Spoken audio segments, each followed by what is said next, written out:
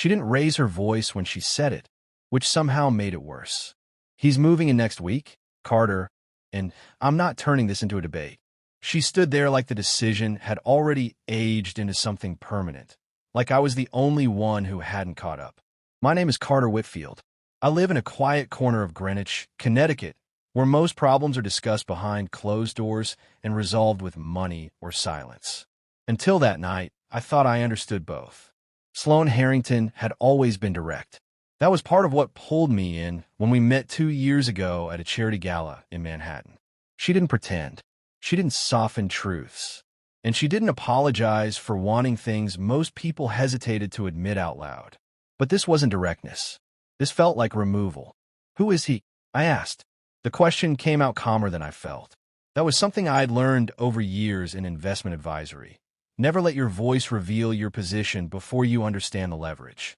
She paused for half a second, not long enough to reconsider, just long enough to calculate. Ethan Calloway. The name didn't mean anything at first. Then it did. I had seen it on her phone once. A message thread she had closed quickly, almost casually, like it didn't matter.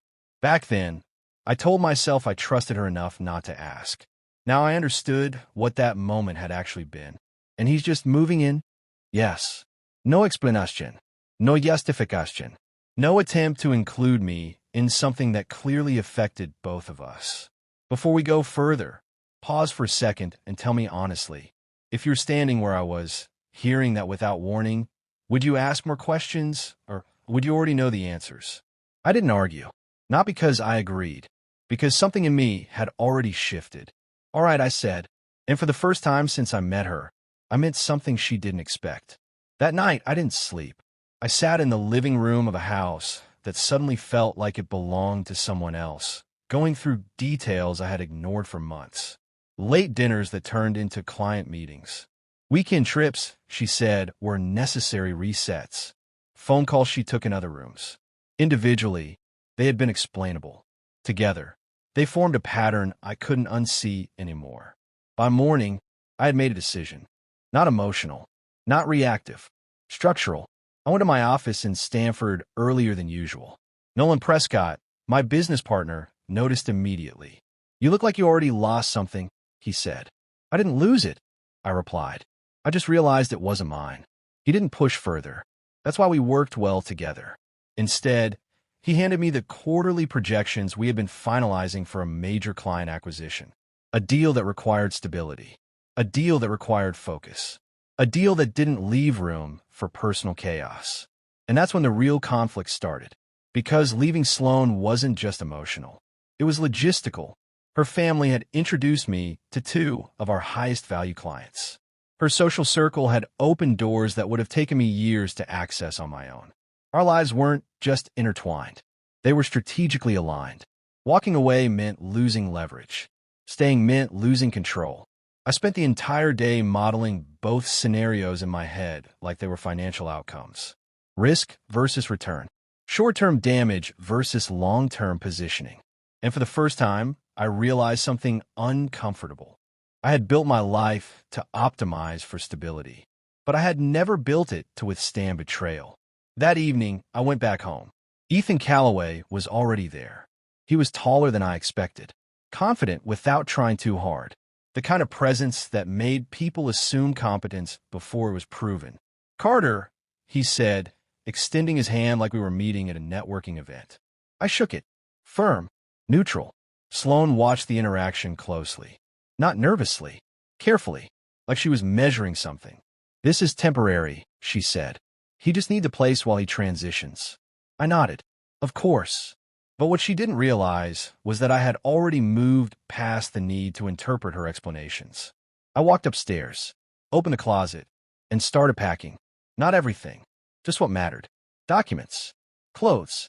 A few personal items that couldn't be replaced with convenience. I heard footsteps behind me. You're being dramatic, Sloane said. No, Utopia. I'm being consistent. With what? With the part where this wasn't a discussion. She didn't respond immediately, because now she understood. This wasn't an argument. This was an exit. At that moment, something subtle shifted between us. For the first time since that conversation started, I had control. And control changes how people behave. Carter, wait, she said. There it was. Not regret, not apology, but uncertainty. Think about what you're doing, she added. I turned to face her. I said, and I meant it. This wasn't impulsive. This was calculated. Midpoint came quietly, not with a fight, not with a scene, but with a realization. She hadn't expected consequences. She had expected adjustment. And the moment I chose not to adjust, the entire dynamic shifted. Ethan stayed silent through most of it, observing, evaluating, which told me everything I needed to know about him. He wasn't here by accident. He understood exactly what was happening, and he was comfortable letting it happen. Before I walked out, I paused. Not because I was unsure, because I wanted to be precise. Make sure he knows, I said calmly, looking at Sloane, that this wasn't about him moving in. She frowned slightly. Then what was it about? I picked up my bag. It was about you deciding I didn't need to be part of the decision. And then I left. No slam doors. No raised voices. Just absence. The consequences didn't hit immediately. They never do. The first week felt almost quiet, like stepping out of a loud room and realizing how much noise you had been tolerating. But then reality started catching up. One of the clients Sloane had introduced us to requested a meeting. Alone. When I arrived, the tone was different. Measured. Cautious. We've heard there have been some personal changes, he said. That was the cost. Not direct. Not aggressive. But real. Professional perception doesn't separate cleanly from personal life in environments like ours. And that's when the second wave of pressure began. Nolan sat across from me later that day. We can manage this, he said.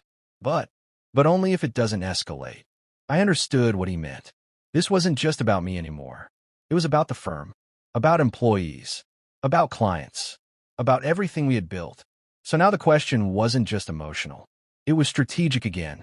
Do I stabilize the situation, even if it means reopening something I already walked away from?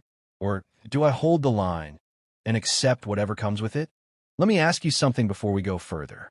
If protecting your career meant stepping back into a situation that compromised your self-respect, would you do it? Or would you accept the loss and keep your distance? I didn't call her. Days turned into weeks. Then one evening, she called me. Not repeatedly, just once.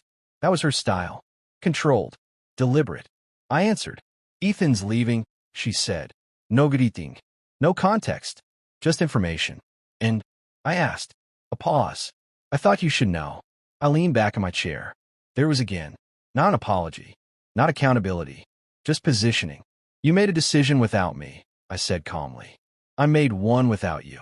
Silence. Then quietly. Is that it? I thought about it. Not emotionally. But honestly, yes, I said. And this time, there was no shift. No hesitation. No reconsideración. Because the outcome had already been decided the moment she chose control over partnership. Months later, things stabilized. Not perfectly, but realistically. Some clients stayed. Some left. The firm adjusted. I adjusted. And Sloane Harrington became something distant. Not an enemy. Not a regret.